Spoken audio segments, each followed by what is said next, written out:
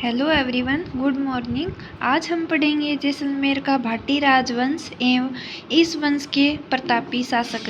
जैसलमेर का भाटी राजवंश स्वयं को चंद्रवंशीय यादवों से संबंधित करता है और ये अपना संबंध श्री कृष्ण से जोड़ते हैं।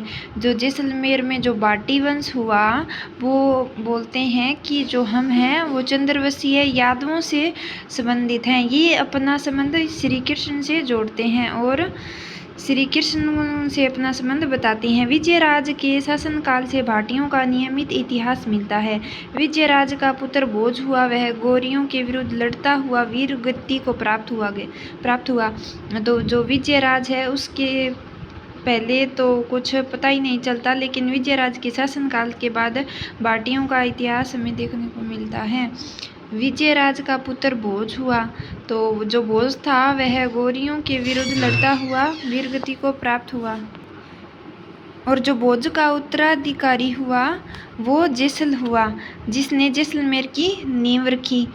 तो ये हो गया कि तो जो विजयराज था उसके बेटे का नाम भोज था और जो भोज का बेटा हुआ वो जैसल था और जैसल ने क्या जैसलमेर की नींव रखी। जैसलमेर के किले का इतिहास 2.5 साके के लिए प्रसिद्ध है। पहला साका जैसलमेर के शासक मूलराज के समय हुआ, जब अलाउद्दीन खिलजी ने जैसलमेर पर आक्रमण किया। तो जैसलमेर पर 2.5 साके हुए, यानी 2 तो पूरे हुए और 1 आधा हुआ। तो जो पहला साका है उसमें जो शासक जैसलमेर का शासक मूलराज था और अटैक करने वाला अलाउद्दीन खिलजी था।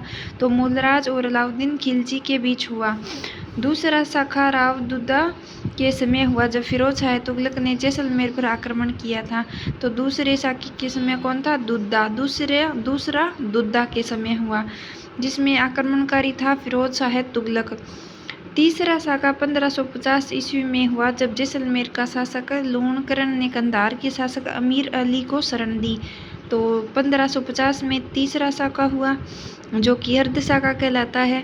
तो इसमें जैसलमेर का शासक तो लूणकरण था और लूणकरण ने क्या है कि कंधार के शासक अमीर अली को शरण दे दी और अमीर अली ने क्या है कि विश्वासघात कर दिया और लूणकरण पर आक्रमण कर दिया।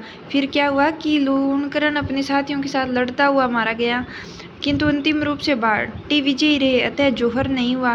तो इसमें क्या है कि केसरिया हुआ, जौहर नहीं हुआ। तो इस कारण ये इसे अर्ध साका कहा जाता है।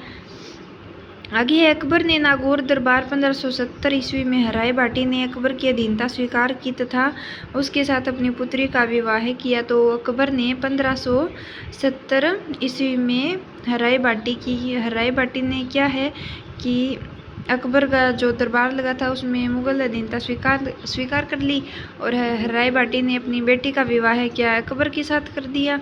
इसमें बेटी का तो नाम दिया नहीं है। और भाटी वंश का अंतिम शासक था वो जवाहर सिंह था।